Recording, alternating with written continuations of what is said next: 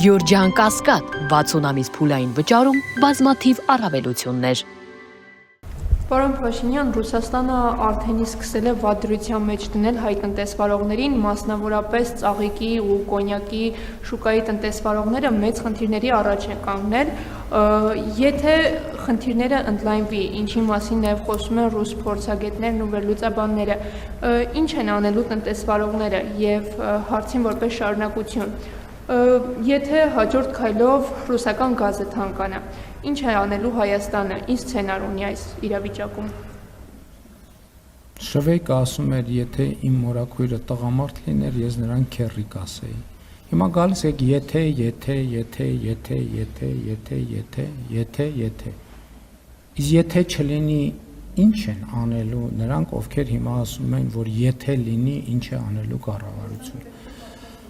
Հայաստանը վաղուց պատրաստ է բոլոր սցենարներին, բայց ելի ուզում եմ ասել, որ ամեն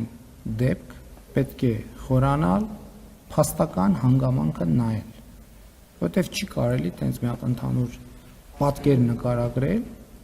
եւ այդ պատկերի հովանոցի ներքո վարկածներ առաջ քաշել։ 2018 թվականից ես տասնյակ անգամներ հրապարակային եւ տասնյակ անգամներ ոչ հրապարակային խոսել եմ երկրում արտադրության ստանդարտիզացիայի անհրաժեշտության մասին։ Եվ մենք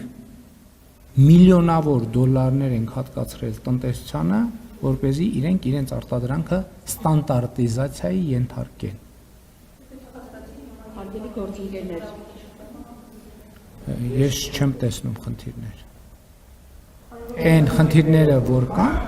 որոնք կապված են տնտեսության արդիականացման, այսօր կառավարության նիստում էլ էկոնոմիկայի նախարարը դրան անդրադարձավ, որոնք վերաբերում են տնտեսության արդիականացմանը,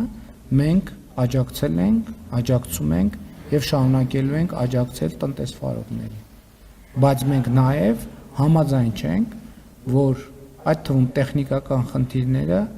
փորձ արվեն քաղաքական հովանոցի ներքո այլ կերպ ներկայացնել։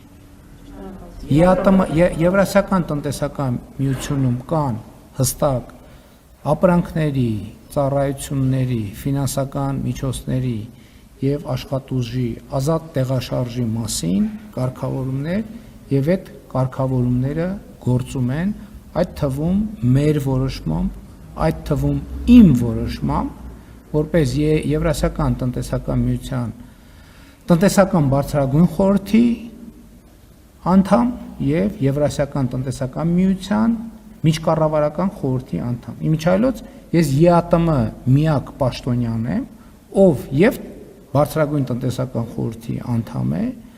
եւ միջկառավարական խորհրդի անդամ է։